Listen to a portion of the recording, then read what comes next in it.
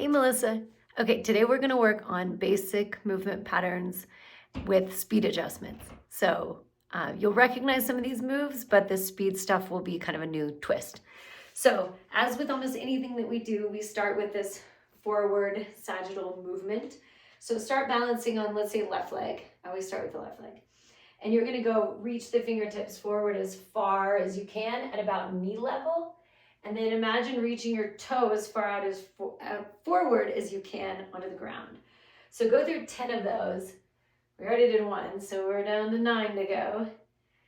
Both of these are going to be slow. So the idea is you're just waking up that joint, letting your body kind of figure out where all the balance is, and then just controlling your breathing. Right now, try to connect the movement with the breathing. So we almost always want to exhale on the biggest stretch. Now, in this case, you're kind of stretching both ways, but that hamstring stretch is a bit more demanding than this toe reach forward. So imagine exhale on this forward reach. Inhale with that toe going forward. And think about keeping constant movement. So really there's no pause at either end. Last one. And then do the same thing on the other side. So we're just switching, right leg. So fingertips are still reaching at knee level as far forward as you can. And then toes are reaching as far forward as they can go. 9, ooh. Good. 8.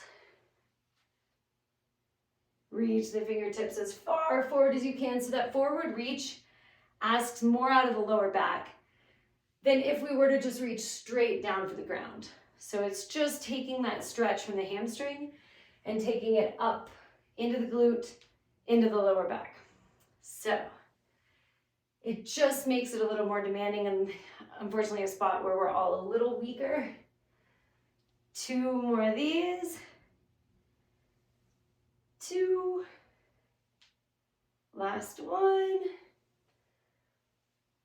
All right, and then we're gonna go super wide stance for the feet. So now moving on to this like frontal plane movement where everything's side to side. Again, you're just gonna reach forward. So the spine is still moving sagittally. Just think about bending one knee and trying to drop the chest over that knee and come all the way back up. So go through 10 of those. We reach the arms out forward. So from this side, it looks a little different. So you're trying to get fingertips, shoulders, and hips all on that same low level. So this bit of this like Superman move. Again, connecting the breathing with the movement. So you're gonna inhale when you come down and exhale as you're pushing up and out of that. Exhale on the exertion or on the biggest part of the stretch, kind of depending on what you're doing. 2 more of these. Inhale, flat back, reach the arms forward. You should be sending the hips back as far as you can. So you're asking a lot out of the back of the leg because it's helping you descend, it's stopping the movement, and then it's sending you back up. So same thing on the other side, all 10. Reach the arms forward, bend the knee. So although the right leg's the one doing all the work, the left leg's the one getting stretched out. So they're both winning. Inhale, exhale, come back up. 7. And some of these movements you should recognize. There are only so many movements, so many variations of certain things that we can do. But the goal of all of this is controlling the movement, being aware of where the body is, and then obviously strengthening all the little joints. So it is a lot like yoga in that sense. It's body awareness, body positioning, breathing. Last one.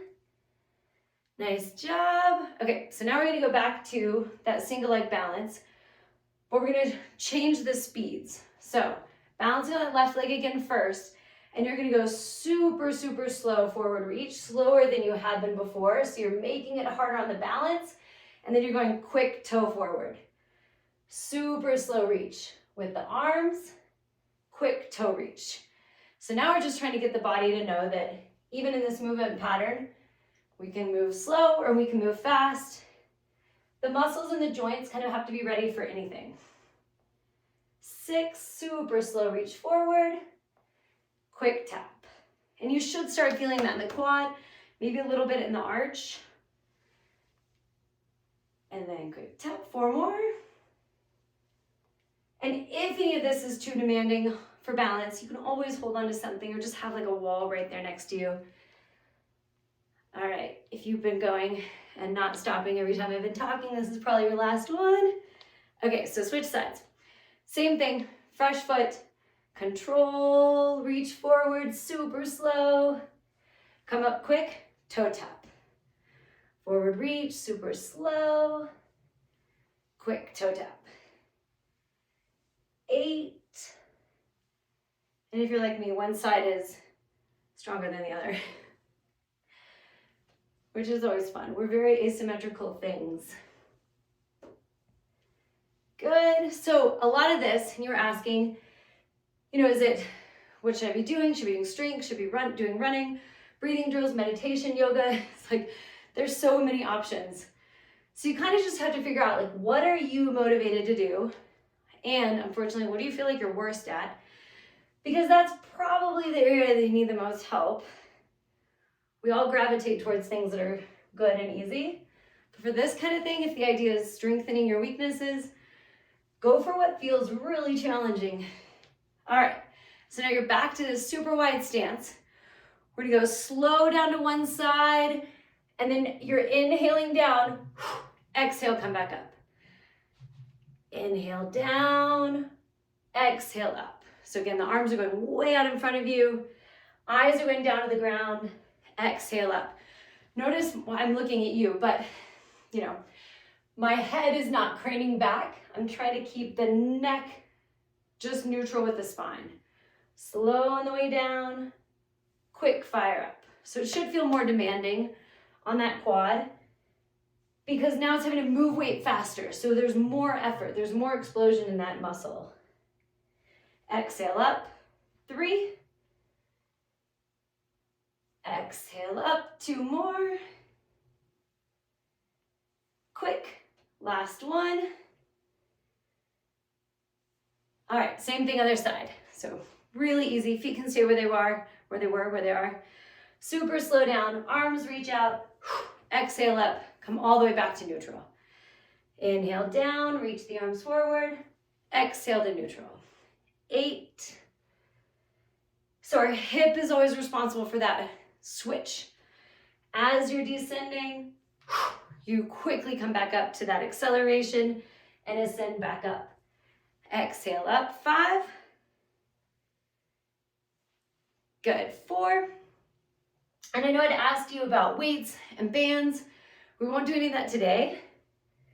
I just kind of wanted to know what generally we get to work with. 2. All right, last one.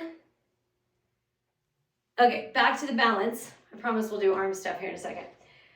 Back to that left foot. So root it down into the ground. Toes are spread wide. That's important to wake up the top of the foot. So now we're going to switch it. You're going to go quick reach forward, super slow toe reach. Quick reach forward, super slow toe reach. So it's a little more demanding on the leg for balance because it's just kind of this quick, unpredictable movement. So this is why the toes being spread out is really important. The breathing is really important. Last time we do these, promise. Quick, slow toe tap. Quick, slow. So just varying the speeds. 3, 2. Last one. All right, same thing other side. I don't know why I switched sides. You get to see it from both sides. All right, now you're on that right foot. Remember, flex the foot, toes spread out wide, reach the fingertips forward quick, toes go forward slow. Quick, slow. So just reversing or switching up what we did last time. Quick, slow. 6. So that hamstring, each hamstring is getting a pretty deep stretch 30 times, but just in this like quick dynamic movement. 4, and then slow, 3, 2, last one. All right, so now back to that super wide stance. Now we're gonna add a little twist. You're gonna go slow on the way down, or sorry, quick on the way down, slow on the way up. So it's gonna be quick, pause, and then super slow on the way back up. So you're trying to go as low down as you can, slow on the return. 8, 7, quick, slow return. 6, 5, remember exhale on the way back up. Same thing with the feet, the toes should still be spread out wide, so you're really trying to engage all those little muscles. 3, 2, last one. All right, identical thing, other side. So quick, that hip will catch you, slow return. 9, 8, 7, feet are parallel, your breathing is still matched to that movement. Nice job, halfway. 5, 4, 3, 2, last one. All right, so now you're going down onto the ground. Hands down, see if we can get where you can see me. So super wide with the feet. We're going really, really wide. Okay, so they're double the width that my arms are apart. So you're gonna go to this hip drop, chin up, and then drive the hips back, and you're doing a little pulse back here. So just try to tap the heels down twice. Hip drop, chin up, drive the heels back, and you're doing this like double pulse. Try to just hit the heels down twice. Hips down, chin up. It should feel like a good stretch. Pulse. This is really good for shoulder mobility. 7. Little pulse. Just imagine each time you're trying to get just a little deeper into that stretch. That pulse is like, almost like kneading dough. You're just like pushing and pushing a little further, a little further. 5. Little pulse with super wide legs. 4. Wide pulse. 3. Pulse. 2. Pulse. Last one. All right, so from here, from this like downward dog with super wide stance, walk the feet in. Now you're gonna come up forward, take a foot up near the hands, and just let that hip sink into the ground. You don't have to hold it for any exact amount of time. I'm just trying to get it in there and get it really stretched. It feels good, should feel good. And then come back up, same thing, downward dog. Big hip stretch. We'll do 5 on each side. Come back up, high hips, big step forward. Think about driving, if the right foot's up, you're driving that left hip into the ground. And I just kind of sit there and pulse it a little bit just to kind of like get a little bit of movement. So the mobility drills that we do are a little different from yoga, well, in a lot of ways. But one way is that we're just trying to move in and out of different stretches. We don't hold any poses for more than, 3 or 4 seconds. 4 more of these. Big stretch, big step. And it should feel like that stretch, I guess it feels less good each one because now it's achieving what it's supposed to do. That muscle, that joint is getting the movement at once. Last one. All right, so now from here, you're gonna step both feet up. I'm gonna turn and face you now. All right, so with the toes turned out wide, I'm just gonna shift my weight over to one side, shift my weight over to the other. So if this is too hard and you have like a bench, You can hold onto the bench. Just something to help you. We're not doing this for any certain number of times. Just trying to get a little movement laterally for the hips, for the ankles. And then you're gonna do the same thing, but just straighten out the legs. And just shift one way, shift the other. So one leg is straight, one leg is bent. And you're just getting like a little wiggle in the ankles for this. And then take the feet even wider. Toes are still out. And you're gonna come down to one side as much, and then this right knee as much as you can, keeping that left leg straight. And you should feel a big stretch in that inner thigh. So then same thing, other side. I kind of walk my hands over to it just to allow for deeper stretch.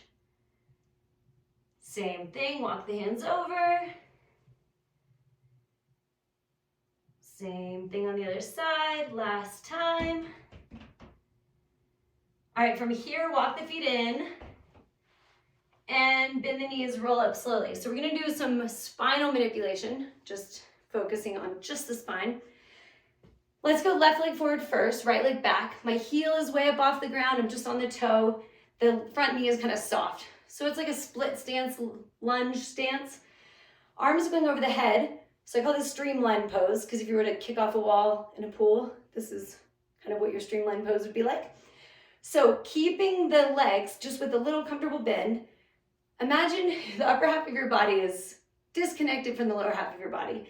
And I can only round the back forward and arch the back up. So go through 5 of those, trying to keep the lower half of the body perfectly still. So this is just isolation, recognizing that one part of the body can move and the other part of the body can stay perfectly still. The funny thing is it's probably harder for the part of the body that's staying still. The body likes to move, it's hard to not. All right, and then from here, keeping that same stance, I'll turn so you can see from the front, just going side to side. But now I'm not trying to move my hips side to side. We've done those. Imagine the hips can't move. How far can you lean before you feel like the hips would collapse? So just lean, lean. You're trying to isolate that rib cage, that that frontal movement, just for the back, not for the hips. And then from here, just into the twist, twist. So when you twist left over that left leg, the body likes that rotation. But when you twist right, often our body wants to kind of open up with it. Don't let the hips do that. Remember, hips can't move. Spine can move, hips can't move. So this should feel like it works everything in the sides. If you really ask the body to twist as much as possible. All right, and then from here, keeping that left leg forward, I'm just going slow down, quick up. Slow reverse lunge, quick knee drive. And we'll do 8 of those. So again, working with speed. This kind of acceleration helps with any kind of running, especially short distance. But for the longer distances, the idea is we're just trying to keep you from getting slow at the end. Trying to help you maintain that speed for as long as you can. 2. Last one. Okay, so do the same thing other side. Right leg forward, left leg back. Streamline position, and you're just concaving the back and then arching the back wide open. 5-ish of these. This is one of those moves that you could do the movement and make it really easy, or you could really focus on trying to engage everything, rounding the back, and it can be really hard. Last one. Make sure the knees are soft. So again, you're in that kind of like half lunge. And then we're doing those side to side leans. Lean left, lean right. But remember, it's isolating.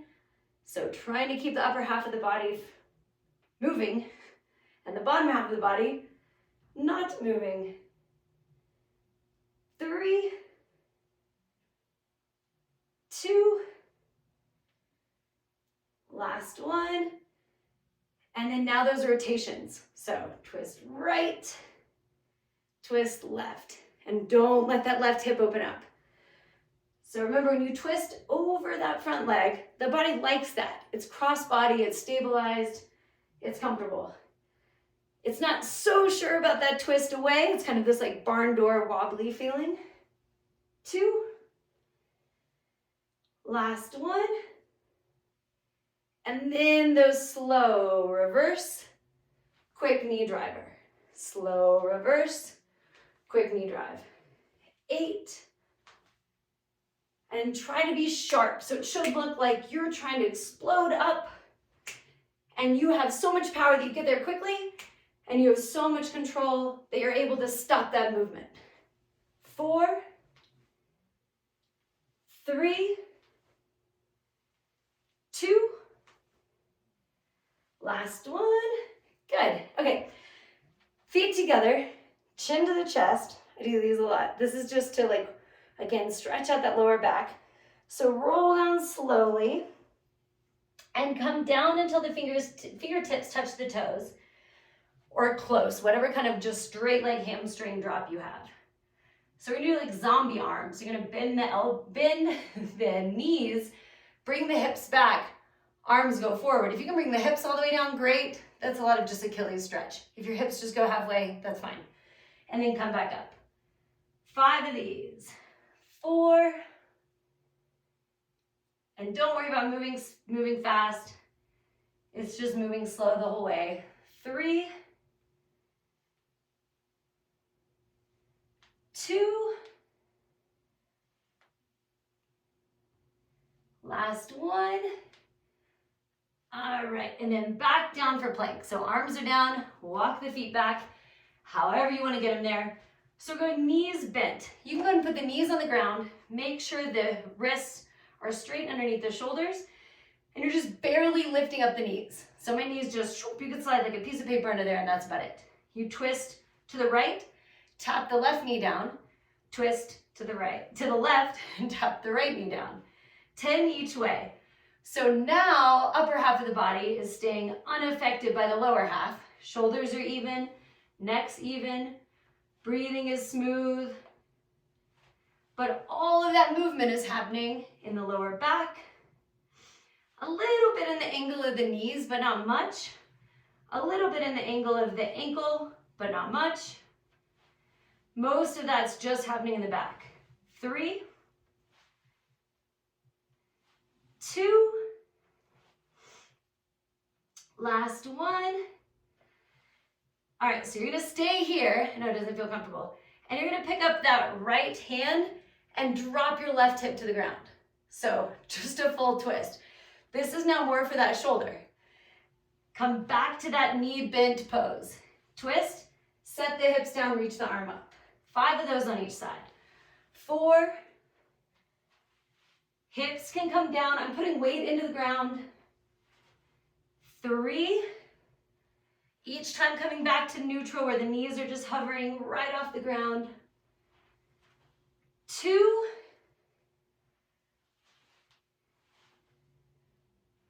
last one on each side. All right, stay here, so knees are bent. You're just alternating. Kick one leg back, kick the other leg back. 5 on each side. 3, 2, last one. And then walk the hands back to the feet. Stand up slowly. And we'll do one more thing for lower back and glute. I'm gonna get a little closer so you can see how this works. So balancing on the left leg, I'm gonna try to wake up this right side. Bend the knee, turn the toe out. So you're here, kind of like a ballet pose. And we're just kicking it back and reeling it back in slowly with that toe turned out. So raise, lower, raise, quick up, slow back down. 7, 6. It doesn't matter if the foot is flexed or pointed, the foot on the moving leg. 3, 2, 1, and then hold it up there and just little pulses. You can almost like dig your thumb into that muscle. 6, 5, 4, 3, 2, 1. Same thing other side. Again, if it helps to hold on to something, do it. If you don't need to, try to challenge yourself. So turn that foot out, bend the knee. It's like you can bring the heel to the calf of the standing leg. Raise quick, slow return. 9, 8, and again, you want to check that the upper half of the body is not going up and back down, because now I'm totally eliminating that hinge movement for the hip, and I'm just doing a hamstring stretch for my standing leg. 5, 4, 3, 2, last one, and then just like we did on the other side, 10 little pulses. 9, 8, 7, 6, 5, 4, 3, 2, 1. Okay, so your homework in between now and then is to do more of those, but also do them to the front and to the side. So that variation would look like this. Bend that knee, raise it up, slow on the way down. Raise it up, so you do 10 of those, and then 10 little pulses, okay? To the side, it would look the same. Turn the toe out, bend the knee, bring the heel to the calf, 10 slow, and then 10 quick, all right? So that you're hitting all the different sides of that hip. For the breathing drill that I want you to do, start working on box breathing. I won't necessarily talk you through the whole thing this time, but eventually we will, and maybe we'll do one where it's live because it's a little easier to do it that way. But basically what I want you to do is to just get down onto the ground, hands on the belly, and I try to think of like 3 different chambers, right? You really only have this, but 1, 2, and 3. So you're laying on your back, super comfortable, you're just breathing in through the nose and just exhaling through the mouth. Imagine you're trying to breathe in as much as you can into the belly, as much as you can into the chest, and then a little more for the head, and then slowly exhale out of the mouth. It's hard to talk to you while you do that. But imagine inhale belly, chest, head. You're just trying to absolutely get as much movement out of those lungs as you can. And then like you're saying hot or heat, like a coming out of the mouth, and just slowly exhale it. Ideally, they would be about the same amount of time. I'm not going to give you a number of seconds right now. Eventually, we can kind of get into those details. But for now, just get used to being aware of where the air is going. It's not going to your head necessarily, but it allows you to just get a little more air in and stretch out the lungs a little better. And then that full exhale. So I would set a timer on your watch, whatever you need, whatever you have that keeps time, and start doing that for just 2-3 minutes. If you can do it right when you wake up or right before you go to bed, those are usually the best like transition times. In the morning, it's great because it's just telling your lungs like, hey, maybe I've just been breathing at this capacity, but I have this much space. So hopefully throughout the day, you spend more time with these deep breaths. But it's also really good to do at night because it just prepares us for deeper breath while we're sleeping. So if you can do both, great, but I recognize that we all don't have unlimited time.